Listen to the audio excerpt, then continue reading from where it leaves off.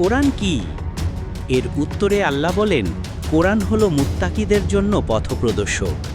আসলে কি তাই? এর উত্তর খুঁজতে আজ আমরা বিশ্লেষণ করব কোরআনের সবচেয়ে বড় সূরা, সূরা আল বাকারা। কি বলা হয়েছে সূরা আল বাকারায়? চলুন দেখে আসা যাক। সূরা আল বাকারায় মোটা দাগে 10টি বিষয়ের উপর বিশেষ গুরুত্ব দেয়া হয়েছে।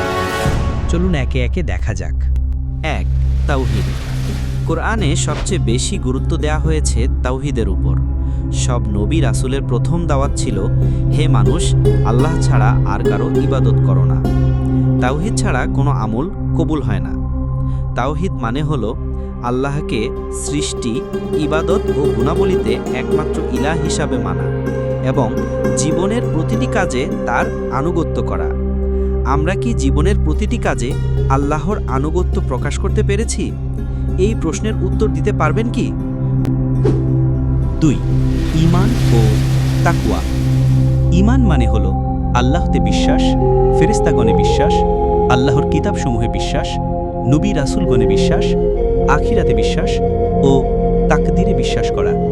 কেবল মুখে বলাই ঈমান নয়, বরং হৃদয়ে দৃঢ়ভাবে বিশ্বাস করা এবং সেই অনুযায়ী কাজ করা। অন্যদিকে তাকওয়া হলো, ধরুন আপনি কাঁটায় ভরা রাস্তা দিয়ে যাচ্ছেন। আপনি খুব সাবধানে হাঁটছেন, যেন কাঁটা পায়ে না বিঁধে। ঠিক তেমনি তাকওয়া মানে হলো দুনিয়ার জীবনে চলতে গিয়ে গুনাহের কাঁটা থেকে নিজেকে সাবধানে বাঁচানো। সংক্ষেপে বললে, ঈমান হলো ভিত্তি, আর তাকওয়া হলো সেই ভিত্তির উপর দাঁড়ানো সুন্দর জীবন। আমরা কি ঈমানকে দৃঢ় করে সেই অনুযায়ী কাজ করতে পারছি? প্রশ্ন থেকেই গেল। 3. নামাজ ও ইবাদত। নামাজ হলো ইসলামের দ্বিতীয় স্তম্ভ এবং মুসলমানের জন্য সবচেয়ে গুরুত্বপূর্ণ ইবাদত। এর মাধ্যমে বান্দা আল্লাহর সবচেয়ে কাছাকাছি হবার সুযোগ হয় ও ঈমান মজবুত হয়। আপনার 5 ওয়াক্ত নামাজ আদায় হচ্ছে তো? আর ইবাদত হলো আল্লাহর সন্তুষ্টির জন্য করা প্রতিটি কাজ।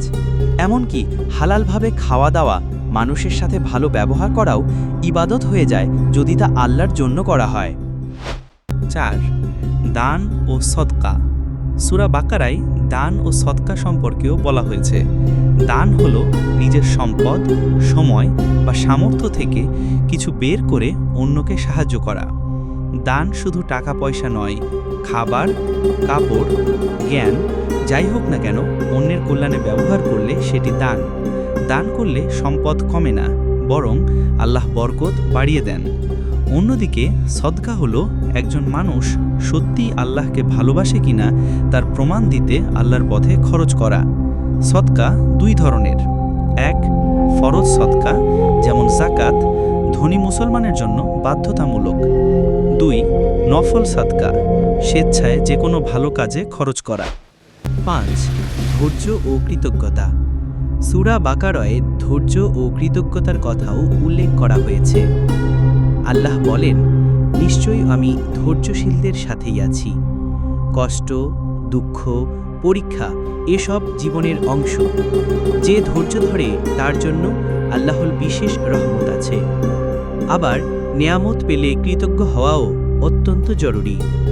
ধৈর্য ও কৃতজ্ঞতা দুটি একজন মুমিনের পরিচয় বহন করে, অথচ আমরা এ বিষয়ে বেশি অবহেলা করি।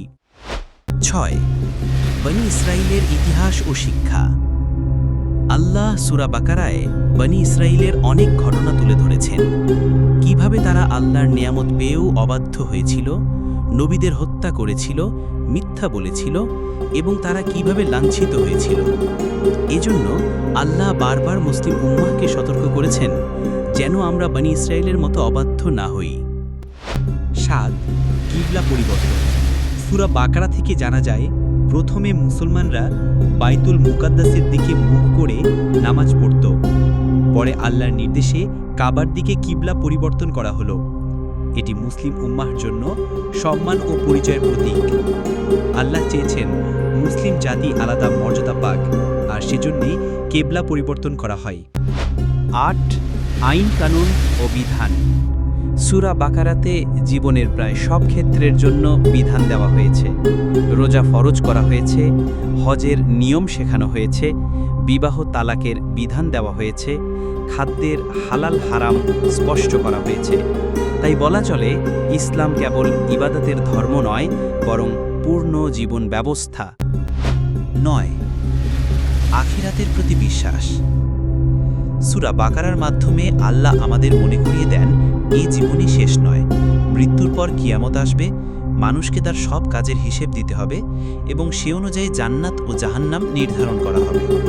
আল্লাহ বলেন, যে আখিরাতকে ভুলে যায় সে পথ হারায়, কিন্তু যে আখিরাতকে মনে রাখে সে ন্যায়পথে থাকে। 10. আল্লাহর রহমত ও ক্ষমা। সূরা বাকারায় সর্বশেষ আল্লাহ আমাদের এক বড় আশ্বাস দেন। আল্লাহ বলেন, আমি কারো ওপর তার সাধ্যের বাইরে দায়িত্ব দেইনি।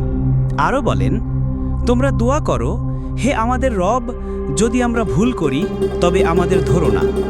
তুমি আমাদের ক্ষমা করো, তুমি আমাদের প্রতি দয়া করো। আল্লাহ দয়ালু, তার দরজা সব সময় খোলা। বান্দা যদি আন্তরিকভাবে ফিরে আসে, আল্লাহ তাকে ক্ষমা করেন। প্রিয় ভাই ও বোনেরা, সবাই আল্লাহমুখী ও কোরআনমুখী হন। ধন্যবাদ।